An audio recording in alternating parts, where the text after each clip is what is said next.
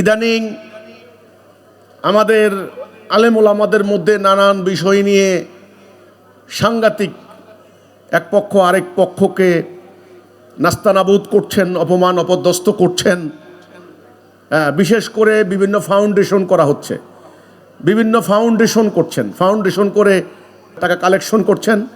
সেই কালেক্টেড টাকাগুলি তারা কোথায় ব্যয় করছেন না, এটা নিয়ে আলেমদের আরেক গ্রুপ আবার দায়ী করছেন। তো এখন আমার কথা হলো, ওনারা ফাউন্ডেশন করছেন, অনেকে এতিমখানা দিচ্ছেন। সেই এতিমখানার দুর্নীতি নিয়ে প্রতিনিয়ত মিডিয়াতে খবর আসছে, আমি সেটা বলছি না।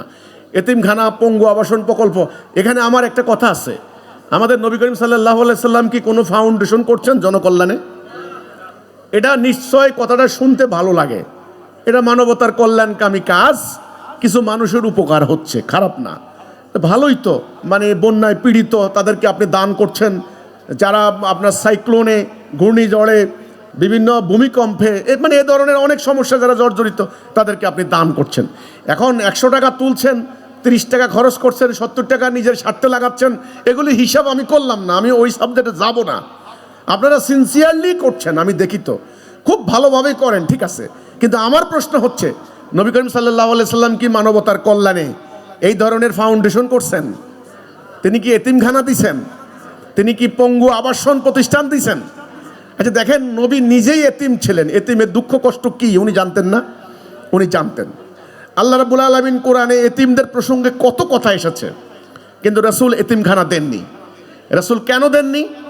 কারণ তিনি জানতেন রাষ্ট্র ব্যবস্থা, সমাজ ব্যবস্থা যদি ভুল হয়, রাষ্ট্রে যদি আল্লাহর হুকুম না চলে, জাহিলি বিধান চলে, ইবলিসের বিধান চলে, তাহলে যত আপনি আবাসন দেন, মানে পঙ্গু আবাসন দেন, পঙ্গু বন্ধ করতে, পঙ্গুত্ব বরণ করা বন্ধ করতে পারবেন না।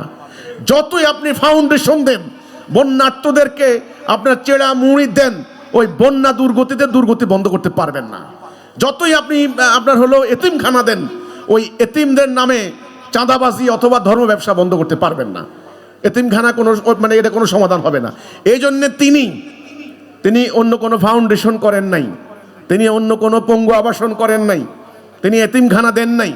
তিনি জান দিয়ে, প্রাণ দিয়ে, রক্ত দিয়ে, তার সাহাবীদের সমগ্র সম্পদ দিয়ে আল্লাহ দ্বীন কায়েম করেছেন। রাষ্ট্রীয় জীবনে আল্লাহ দ্বীন কায়েম করেছেন। আমাদের উলামায়ে কেরাম, আপনারা যে কেউ আহলে হাদিসের হন, আর কেউ সুন্নি ঘরানার হন, আর কেউ আহলে সুন্নাত আল জামাতের হন, দুর্ভাগ্যজনক, এগুলি আপনাদের পরিচয়। বাট আসেন সবাই মিলে আল্লাহ দ্বীন কায়েম করি। দ্বীন কায়েম করলে ওই ফাউন্ডেশন দেওয়া লাগবে না। কত নামের ফাউন্ডেশন, সরকার আবার এখান থেকে একটা পার্সেন্টেজ নিচ্ছে। আপনারা কত আবাসন প্রকল্প করছেন।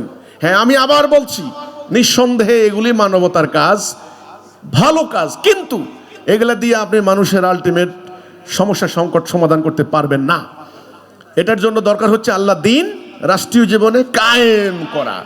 সেই কায়েম করার জন্যই হিজবুত তাওহীদ আন্দোলন সংগ্রাম করছেন।